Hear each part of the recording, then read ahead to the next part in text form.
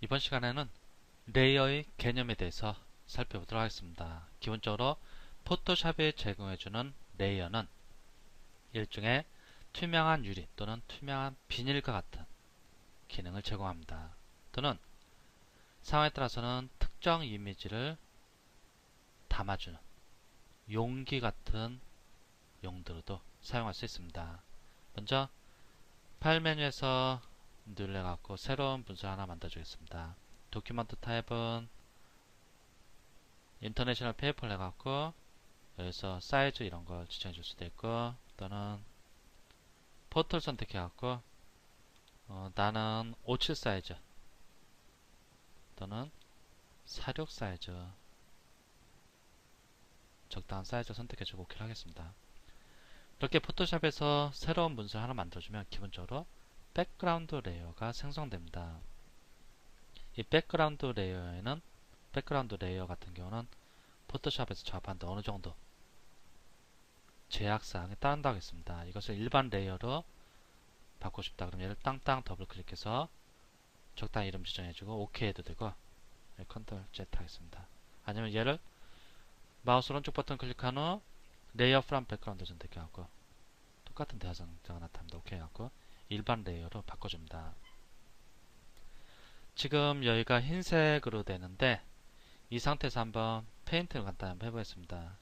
페인팅 여기 클릭하고 여기 뭐 적당한 거 브러쉬로 한번 얘를 한번 선택해 보겠습니다. 더블 클릭하고 얘를 이렇게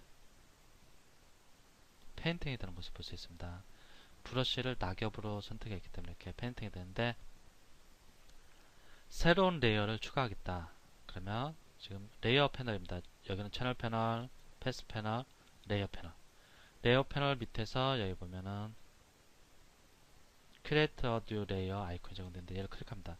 그럼 새로운 레이어가 추가되는데, 새로운 레이어 밑에 걸 잠깐 감춰보겠습니다. 새로운 레이어 보면 이렇게 체크 패턴이 나타나는데, 이 체크 패턴이 의미하는 것은 현재 이 영역은 투명한 영역이라는 것을 보여줍니다.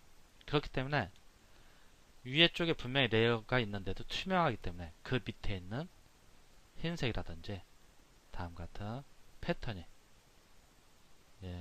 나뭇잎 페인팅이 보이는 것을 확인할 수 있습니다. 여기에다가 또 다른 거를 브러쉬를 한번 다른 걸 바꿔주겠습니다. 얘를 이렇게 하고 땅땅 더블 클릭하고 이렇게 해주겠습니다. 이렇게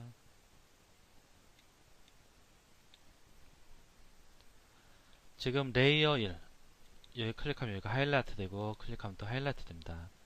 즉 하이라이트 되는 레이어가 활성화되는 레이어고, 페인팅을 하게 되면 해당 레이어에서 작업이 이루어지게 되는데, 얘는 기본적으로 투명한 영역인데 투명한 영역에 이렇게 페인팅을 하고,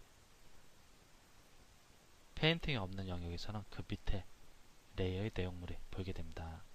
이번에는 파일 메뉴에서 브라우저 엠프리츠를 하고 이미지를 하나 땅땅 클릭하겠습니다. JPG 형식의 이미지가 열리는데 얘도 기본적으로 백그라운드 레이어입니다. 라이트 클릭하고 레이어 프롬 하고 일반 레이어로 바꿔줍니다. 얘를 카피를 하기 위해서 셀렉트 올을 합니다. 모두 선택한 후에 에디트 메뉴라서 카피를 합니다. 그 다음에 이 카피한 내용을 이쪽으로 옵니다. 이쪽으로 와서 여기에다가 이제 복사를 해주려고 합니다. 지금 레이어 0, 레이어 1인데 레이어 1이 선택된 상태에서 다른 사진이라든지 어떤 거 뭔가를 카피한 다음에 현재 사진으로 또는 이미지로 붙여넣기 할 때 어떤 레이어를 선택했냐에 따라서 해당 레이어, 선택한 레이어 위쪽에 그것이 삽입되게 됩니다. 에디트 메뉴에서 좀 전에 카피한 것을 페스트 해주겠습니다.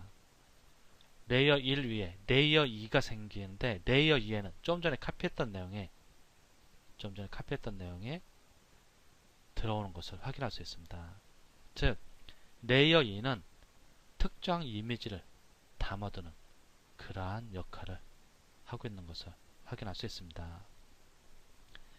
얘를 잠시 감춰주면 밑에 레이어에 있는 내용들이 보입니다. 즉 현재 레이어 2에는 원래는 레이어는 투명한 것인데 다음 같은 이미지가 있기 때문에 이미지에 가려서 밑에 레이어가 내용물이 보이지 않는 겁니다. 내 레이어는 크기를 조절할 수 있습니다. 셀렉트에서는 클릭하겠습니다. 명령 하나하나를 이해하는 것보다도 레이어 개념을 이해해야 되는 거니까 여기를 컨트롤 T키를 누르면 이렇게 크기를 조절할 수 있습니다. 컨트롤 키를 누르고 마이너스를 눌러보겠습니다. 이미지 크기가 이만한데 얘를 Shift 키를 누르고 가운데 이렇게 클릭하고 들어갔습니다. 그러다가 이렇게 레이어 크기가 적어지니까 여기는 이미지를 담고 있기 때문에 여기는 불투명해서 밑에 것이 보이지 않습니다. 그런데 이쪽 부분은 투명하니까 그 밑에 것이 보이는 것을 확인할 수 있습니다.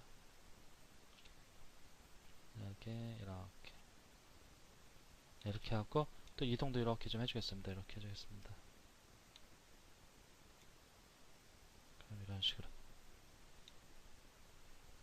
이렇게 레이어는 이동도 가능하고 이렇게 회전도 가능합니다. 물론 사이즈 조절도 가능하고 이렇게 크기를 좀 조절하고 싶다. 그럼 땅땅 더블 클릭합니다.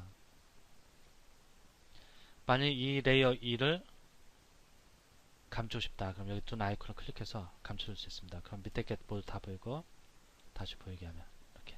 그런데 레이어 순서를 난 변경하고 싶다. 얘를 클릭하고 드래그 해줍니다. 그럼 이렇게 하늘색 라인이 나타납니다. 이때 커서 마우스에서 손을 떼면 이렇게 순서가 바뀌었습니다. 이제는 레이어 1이 레이어 2보다 위쪽에 있습니다. 그러면 이 모니터를 향해서 봤을 때 위쪽에 있는 레이어가 앞쪽에 나타나게 됩니다. 즉, 이 이미지가 이 페인팅 뒤쪽으로 보이는 것을 확인할 수 있습니다. 왜 그러냐? 이 레이어 1 같은 경우는 이 페인팅 있는 부분만 불투명하고 나머지는 투명하니까 그 밑에 것들이 다 보이게 됩니다. 그리고 또 레이어의 특성 중에 하나가 서로 합성이 가능합니다. 블렌딩이라고 하는데 여기를 좀 확대해서 보겠습니다. 얘하고 밑에 레이어 1하고 레이어 2가 합성되도록 하고 싶다. 즉 두 개의 레이어를 합성하고 싶다. 그러면 위쪽 레이어 선택하고 합성 방식을 여기에서 선택해 줍니다. 블렌딩 여기서 뭐 다큰 이렇게 바뀝니다. 어두운 것이 보이란 얘기입니다. 멀티플라이 이번엔 라이튼 이게 밝은 게 보이고 뭐 오버레이 이런 식으로 합성 방식에 따라서 결과물이 달라지는 것을 볼 수 있습니다. 앞으로 레이어에 대해서 계속 깊이 있게 다룰 것인데 레이어는 기본적으로 투명한 유리 또는 투명한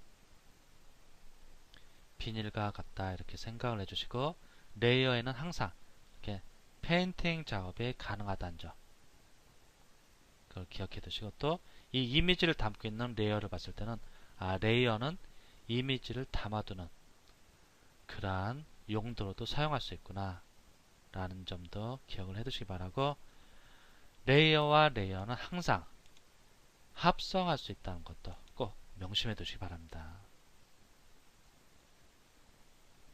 레이어와 레이어를 이용해서 이미지를 서로 합성하면서 상황에 따라서는 이미지를 이동시킨다든지 크기를 조절한다든지 또는 회전시켜서 좀 더 내가 원하는 구도로 레이어를 서로 합성하는 과정에서 멋진 이미지의 결과물을 만들어줄 수 있습니다.